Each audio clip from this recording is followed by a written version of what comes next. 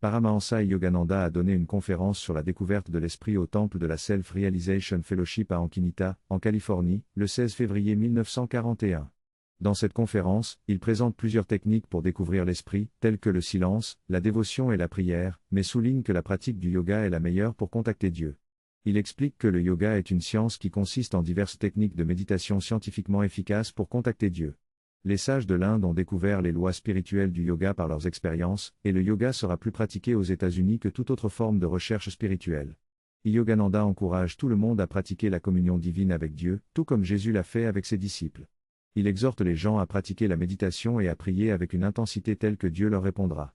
En pratiquant le yoga, les obstacles à la réussite spirituelle sont surmontés, et on peut communier librement avec Dieu, c'est pourquoi c'est le plus haut chemin et pourquoi Yogananda essaie d'acquérir les gens avec cette méthode. Le texte présenté est un extrait du livre L'éternelle quête de l'homme écrit par Paramahansa Yogananda. Le texte est un appel à la pratique du yoga et de la méditation pour atteindre une compréhension de soi et une union avec Dieu. L'auteur souligne que la richesse matérielle ne peut apporter le bonheur durable, mais que la pratique régulière du yoga peut conduire à la paix intérieure et à la compréhension de la vérité universelle. Yogananda encourage ses lecteurs à pratiquer la méditation avec ferveur et à rechercher la présence de Dieu dans leur vie quotidienne. Il explique que la pratique du yoga peut aider à surmonter la douleur et la souffrance en nous reliant à la source de toute vie.